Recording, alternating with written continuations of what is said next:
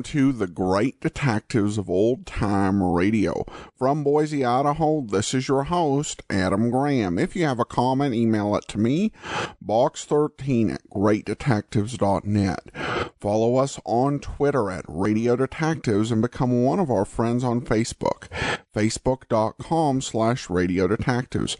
Before we do get started, I do want to say this program is brought to you in part by the financial support of our listeners, and I want to thank our Patreon supporters. I want to thank Ann, who upgraded to the Master Detective level of $15 or more per month. Nora becomes our 96th Patreon at the rookie level of $2 or more per month.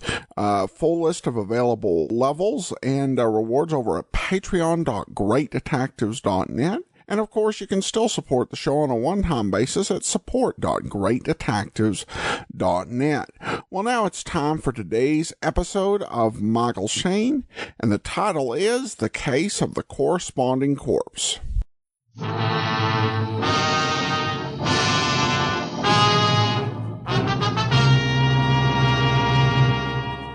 I heard the door softly close behind me. Without turning around, I knew it had been a trap. Then I heard another sound. A gun was slowly being cocked. I realized that this was the end of the line. Payoff time. Yeah, little Mike had finally solved the case. The hard way.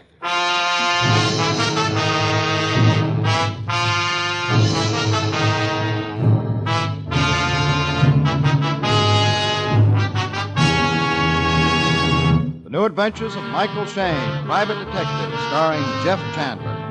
Michael Shayne, reckless, red-headed Irishman, is back again in his old haunts in New Orleans. This is your director, Bill Russo, inviting you to listen to another transcribed episode which we call The Case of the Corresponding Corpse.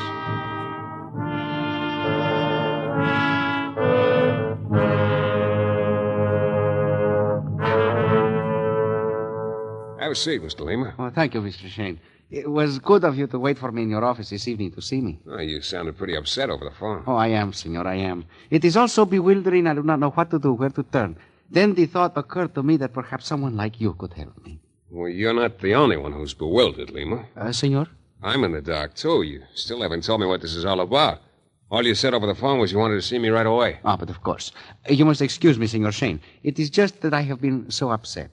You see, I flew up from Havana this morning. Oh, is that your home down there? Yes, it is. I have extensive holdings in and around Havana and have lived there for a little more than 2 years now. You up here in New Orleans on a vacation? Oh, no, indeed, senor. I came up because of my friend Julian. His last letter sounded so urgent, I felt I must... Look, Lima, do me a big favor, will you? Well, of course, senor. What is it? Start from the beginning. I'm way behind. Oh, but of course, senor. Now, you live in Havana. Yes. You have a friend here in New Orleans named Julian. Yes. What about him? I have not seen Julian since I went to Havana. And then I have not heard from him. And then suddenly yesterday I received a letter from him saying he was in danger. He wanted me to come up here right away. Uh-huh. Is he in danger? Julian? Well, that's who we're talking about, isn't it? Oh, but of course, senor. Now remember, I received this letter from Julian only yesterday. You said that once. When I arrived here, I went at once to Julian's address. And, Senor Shayne, it is impossible. I cannot believe it. Can't believe what? Senor, they told me Julian has been dead for 2 years. In a moment, we'll return to the New Adventures of Michael Shayne and the case of the corresponding corpse.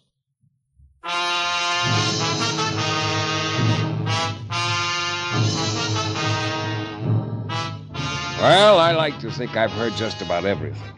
When a little character named Lima waltzed into my office from Havana and told me he'd just gotten a letter from a man who'd been dead for 2 years, I must admit it rocked me back a little.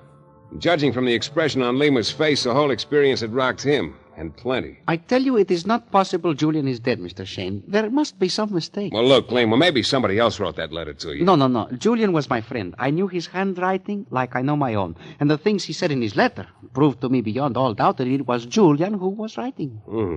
Well, in that case, it looks like your friend's alive, then. But no, senor. They tell me he's dead. Oh, now, look, he can't be both. Well, I know it sounds insane, senor. But it is impossible Julian is dead. And yet, they tell me it is impossible for him to be alive. Just a minute. Now, that is where you come in, Senor Shayne. Me? Yes. I want to hire you to try and find Julian, if he, as I still hope, is alive. And if he is dead, then I want you to find out that, too. Here is my telephone number. I don't know. It looks like a pretty crazy assignment. For $100. I'd find the job not half so crazy. Uh-huh. Okay, give me the address where Julian used to live, then drop in here at the office tomorrow. I may have something for you.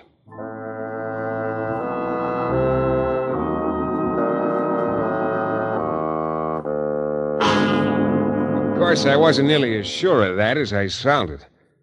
The next morning, I went to the address Liam had given me, the place where his friend Julian had lived. It was a little ramshackle two-story building near the waterfront. On the first floor were 2 shops, and up above them were a few furnished rooms. One of the shops had a sign over the door which read, Yi Fang, Tropical Fish. Not a very nice thing to say about yourself.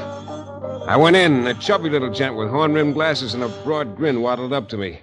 So, good morning. You like buy some fine tropical fish? No. What I want's a little tropical information. Yes, have many good guppies. See, all tanks to left, guppies. Yeah, lots of guppies. Now, Yes, everybody buy guppies. Not quite. Now, look, a guy named Julian used to live up over this shop. Yes, you like guppies? Well, I haven't anything against them, but about this Julian... Yes, giant ancestors. Yeah, how long ago? Yes, you like buy some guppies? No, I don't like to buy some guppies. How long ago did Julian die? 1-2 years ago. What happened to him? Yes, do not know. One day they tell me he is dead. So. Mister, you sure? No guppies.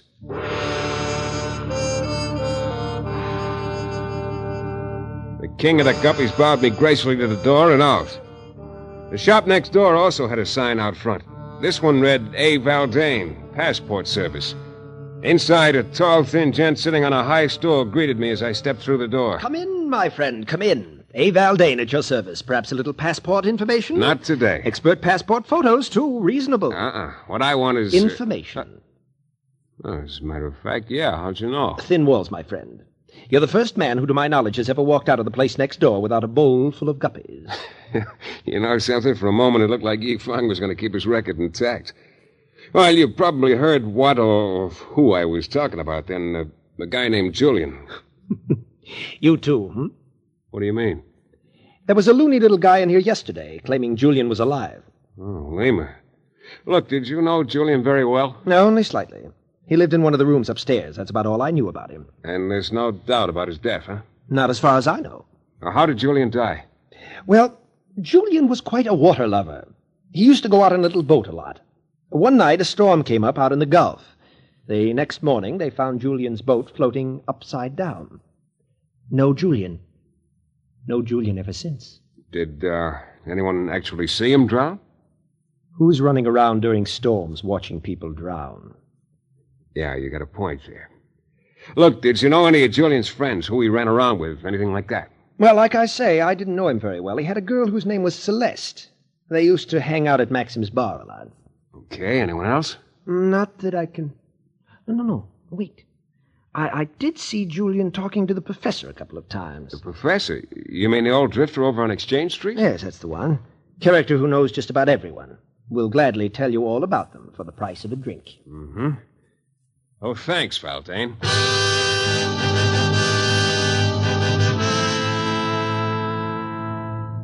I headed for Maxim's bar where Valdane had said Celeste and Julian used to spend some time.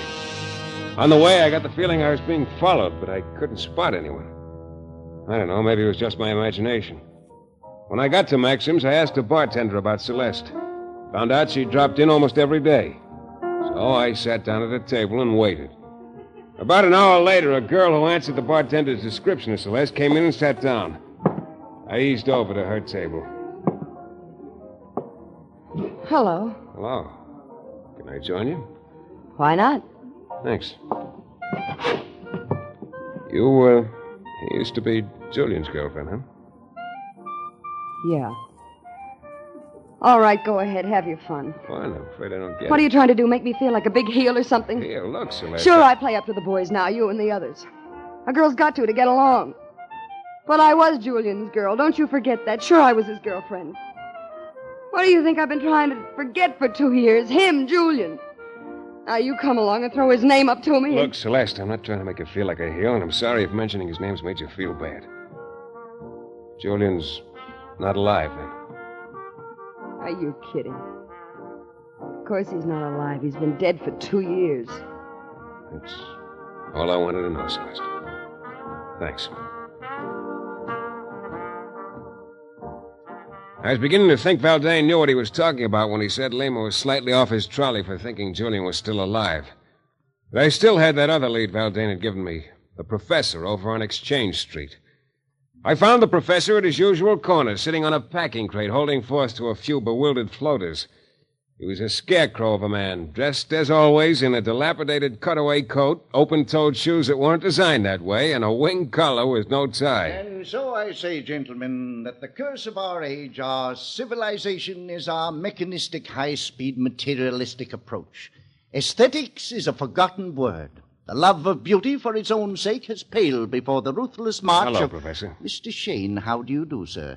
Indeed, it's been quite some time since you last visited this humble thoroughfare. Yeah, still educating the masses, huh? Yes, trying in my own feeble way to impart some small yearning for the higher things into the unfortunate souls. A discouraging task, to be sure. Look, could I talk to you a minute? Certainly, certainly. We will discuss this subject further at some later date, gentlemen. I must now grant a private audience to my friend here.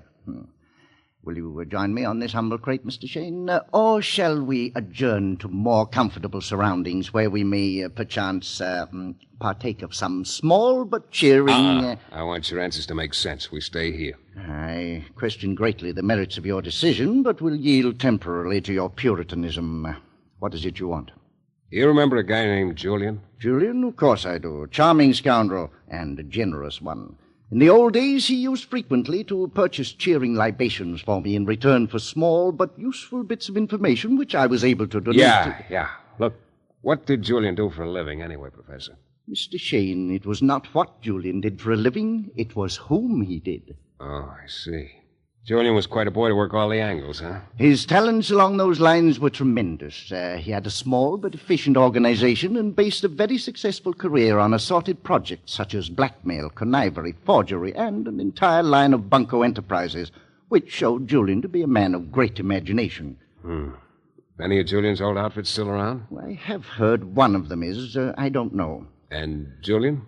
My dear sir, Julian died 2 years ago. Yeah. You don't have any reason for thinking otherwise? Certainly not.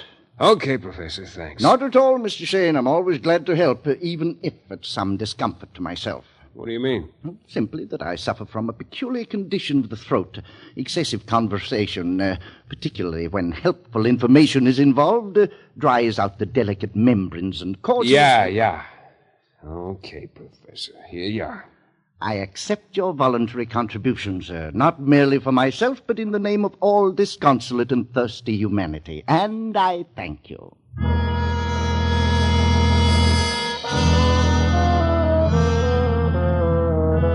So now I was fresh out of Leeds. I'd gotten nowhere.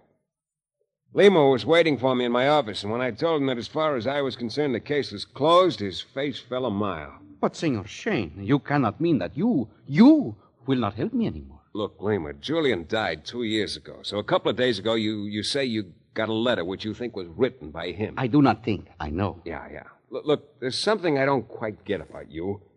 You say you and Julian were friends. Yet from what I hear, Julian was quite an unsavory character. Blackmail, bunco, etc. Well, perhaps Julian was a little weak where money was concerned. But he was always a good friend to me. There's another angle about this that interests me, too, Lima. You told me you suddenly acquired some holdings in Cuba a couple of years ago. And Julian was a blackmailer. What are you talking about? You, got those holdings legitimately, I'm sure. Well, of course I did. Mr. Shayne, I'm not hiring you to make foolish insinuations about me, but to find Julian. You're absolutely right, and I'm telling you, Julian's dead. No, please. You must keep looking. Look, it's no use, Lima. Please, Mr. Shayne. Please, I beg of you. Money is no objection with me. You must keep on looking for Julian. You sure have a lot of faith that he's alive, Lima. Okay, I'll take one more crack at it.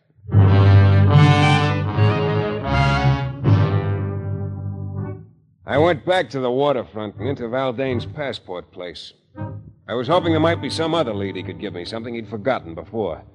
But he just laughed at me. So I left. Then, as I was walking along the sidewalk, a little character sidled up to me. Shayne? Well, yeah, who are you? You're looking for Julian, Shayne? Julian? I was, but no more. Why? Why no more? Because it's sort of silly to look for a dead man. You're wrong, Shayne. Julian's alive. He's what? I'm telling you, Julian's alive. I saw him with my own eyes only yesterday.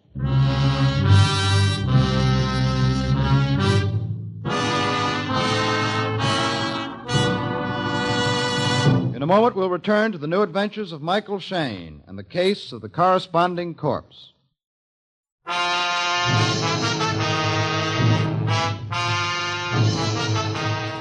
It all started when a little guy named Lima from Havana told me he'd gotten a letter from a friend of his, Julian, here in New Orleans, saying he was in trouble and asking Lima to come up. When Lima arrived in New Orleans, they told him Julian had been dead for 2 years. He didn't believe it, so he hired me to find Julian. I went to the address where Julian used to live, a 2-story building with 2 shops downstairs and some rooms upstairs. Yi Feng, who sold tropical fish, said Julian was dead. So did a gent named Valdane, who ran a passport service next door. Celeste, Julian's girlfriend, and a character called the Professor were also unanimous that Julian was dead. So there I was, walking along the sidewalk, ready to give the whole thing up when a little guy sidled up to me fast. I'm giving it to you straight, Shayne. Julian's alive. Look, who are you anyway, and what's your angle? Well, just call me Joey, and put it down I'm a pal of Julian's. Now, I heard it around you've been looking for him, so I thought if maybe there might be something in it for him, and for me, of course, I could tell you where to find him. Look, there'll be plenty in it for both of you if I find him. Well, okay, I'll take a chance. When I bumped into Julian yesterday, he wrote his address down on a piece of paper for me. Here it is. Okay, thanks. Incidentally, have you by any chance been following me around the last day or two? Me? No. Why? I'll skip it. Thanks for the information.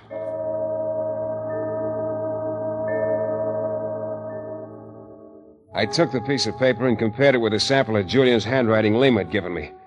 It matched. I headed for the address on the piece of paper. And again, on the way over, I had the feeling I was being followed. But like before, I couldn't spot anyone. Julian's address turned out to be just a block away from the place where he used to live. The door to the room was ajar, so I pushed it the rest of the way open and went in. Yeah, there was someone in the room, all right. But it wasn't Julian. What are you doing here? Well, Julian's girlfriend, Celeste. So maybe Julian isn't as dead as you tried to make me think before, huh? I don't know what you're talking about. Come on, quit stalling. Come on. All right, but I was telling you the truth before. I didn't know then that Julian was alive. Just an hour ago, he called me and told me to meet him here. I came right over. He was here, Julian, my Julian. Where is he now? Well, he said he had some things to do, that he'd meet me later at Maxim's bar. Why do you want to know these things? Who are you and Doesn't matter who I am. You've already told me what I want to know. Just one more thing. What size guy is Julian? Why, he's short. A short guy, huh? Okay, Celeste. Thanks a lot.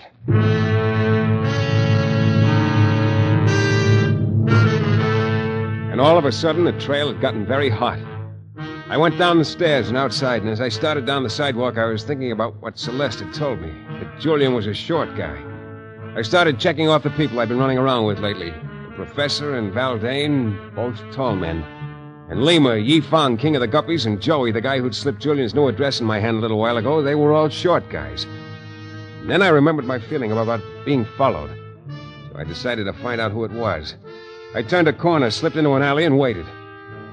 I waited 15 minutes, but nobody came along. I finally gave up and went into the store next door and over to the payphone.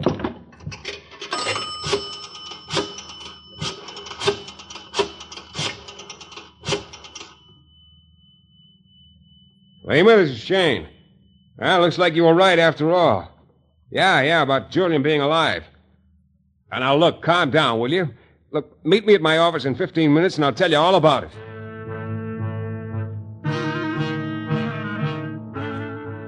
I went outside and continued down the street. As I approached Julian's old address, I spotted Yi Feng and Valdane both lounging around in front of their shops. Ah, so happy gentlemen maybe would like to buy some fine. Oh, so is you. Oh, you don't sound very happy about it. I do not like people who do not like fine guppies. Look, I told you I've got nothing against guppies. I just...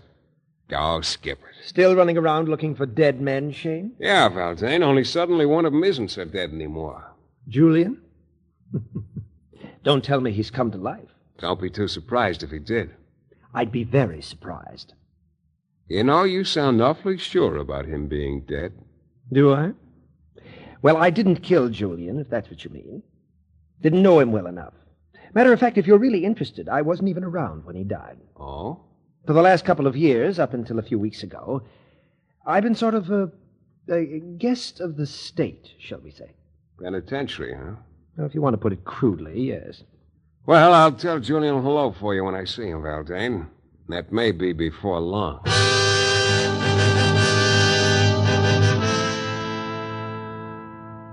"15 minutes later, I pulled up in front of my office. I climbed the stairs and went in. I was expecting that Lima would be waiting for me, but he was nowhere in sight. Then I spotted it on my desk. A little slip of paper. I picked it up and read it. "Shayne, I've learned that you are looking for me, and I want to talk to you. Come to my old address at once and wait for me there. Julian." Yeah, Julian at last. I slipped the note in my pocket and waited a while for Lima, but he didn't show up. So about 9 p.m., I went over to Julian's old address. Both Yifeng and Valdane's places were closed for the night. I went up the rickety outside stairway, in the door, and down the hall to the door at the end, Julian's old room. He'd told me to wait for him. That meant he wouldn't be there yet. The door was unlocked. I opened it and went in. The room looked lived in, not like it had been vacant for 2 years. Then I heard the door softly close behind me. Without turning around, I knew it had been a trap. Then I heard another sound. A gun was slowly being cocked, and I realized this was the end of the line, payoff time. Yeah, little Mike had finally solved the case the hard way.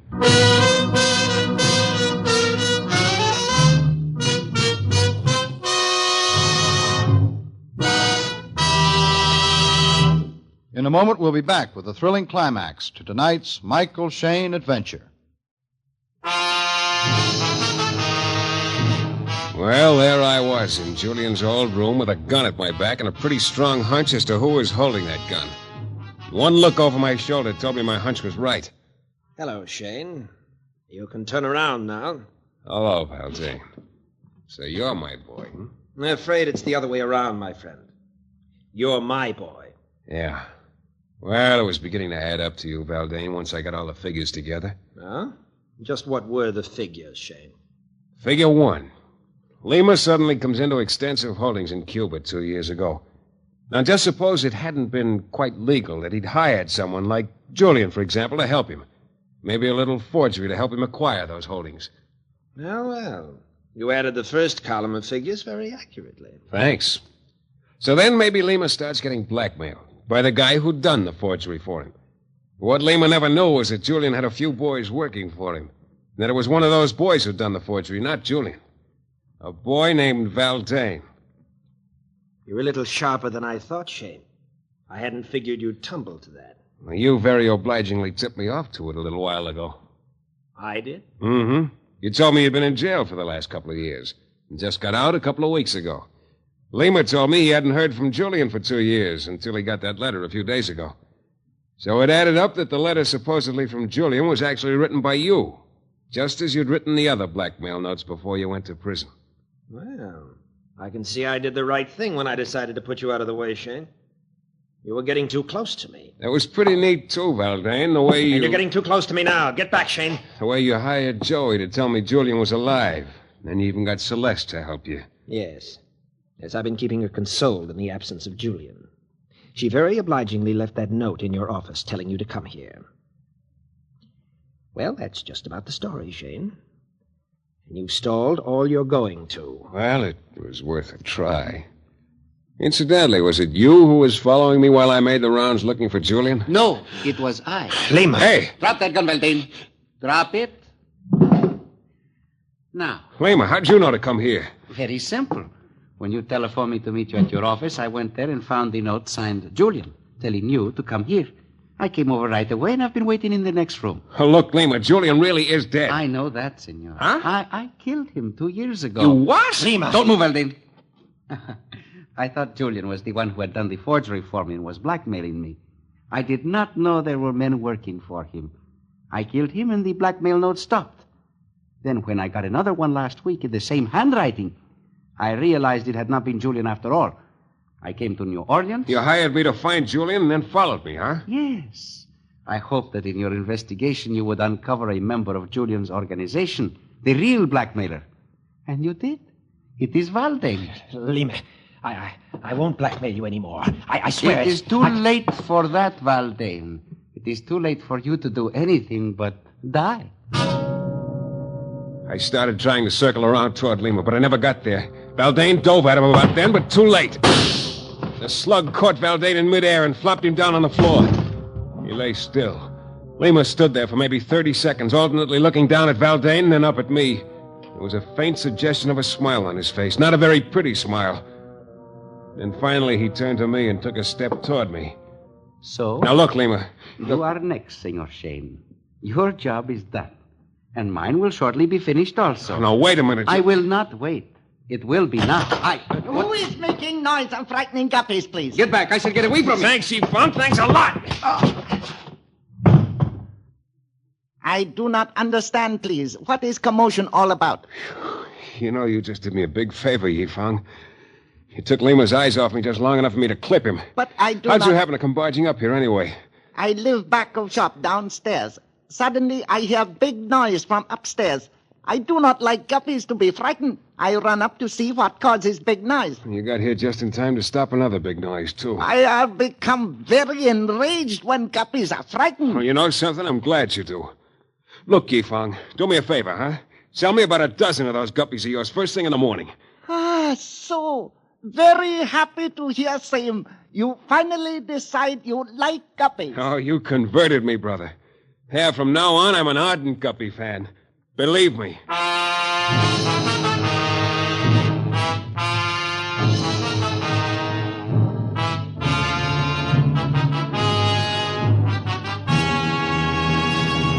This is your director, Bill Russo, again. Our story is based on characters created by Brett Halliday and written by Bob Reif. The music is composed and conducted by John Duffy, and Michael Shayne is portrayed by Jeff Chandler. The New Adventures of Michael Shayne is a Don W. Sharp production, transcribed in Hollywood and distributed exclusively by the Broadcasters Guild.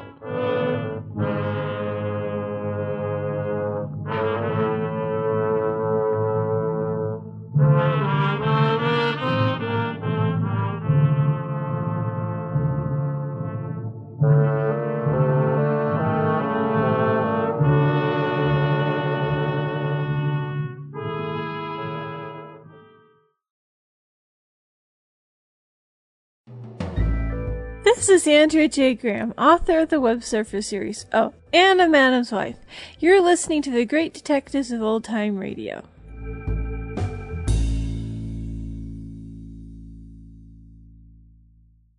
Welcome back. Well, I am so glad that Shayne did end up getting a guppy. This actually was one of the better episodes of this series so far, with some great twists and Shayne having a few good detective moments. I will say that through much of this I was kind of reminded of The Third Man, but this episode took a very different twist. Well, we've shared a few different critical comments regarding Michael Shayne, but we did receive a tweet on Shayne from, I think it's Jeff in a different vein. He writes, "Don't know why folks don't like Chandler as Mike Shayne, one of my faves." And I actually got a kind of a different take on this in an email from Chris, who says, "Hi, Adam. I just wanted to quickly introduce myself and thank you for doing all you do. I find myself waiting for your latest uploads just as much and sometimes more than many of my favorite TV shows. Although I love all the old-time radio episodes you upload, I must say Box 13 and Johnny Dollar are by far my favorites. My father, Marshall, also a big fan, and I occasionally spend some father-son quality time just driving around the Boston suburbs listening to your podcast, so thank you for that." Chris goes on to say, one final quick comment I want to make is that as a huge fan of Armis Brooks, it's incredibly tough to listen and buy Jeff Chandler as Michael Shayne, when to me and other Armis Brooks fans, he will always be Mr. Boynton from that show. When I hear Jeff get a little hard edge in his voice, I cringe. Other than that, he does a fairly good job as a PI. Thank you and keep up the good work, Chris. Well, thanks so much for the email, Chris. And I'd always like to hear about the show bringing family together, and glad you're able to enjoy that with your father. Regarding Jeff Chandler, I will say that actually, when I first listened to Armis Brooks, I was kind of taken aback by him as Mr. Boynton, because I'd heard several episodes of him as a hard-boiled private eye. And actually, for the August app extras, we did actually play a couple episodes of Armis Brooks, and certainly it's an interesting role. I think Chandler's relatively short career, he played a lot of different roles, and for those who weren't fans of old-time radio, of course, probably his most famous role is as Cochise in Broken Arrow, which is an entirely different sort of role from either Shayne or from Boynton. But thank you so much for the comment. That will actually be all for today. Join us back here tomorrow for the lineup. Next Monday, another episode of Michael Shayne. In the meanwhile, send your comments to box13@greatdetectives.net. Follow us on Twitter @Radio Detectives and become one of our friends on Facebook.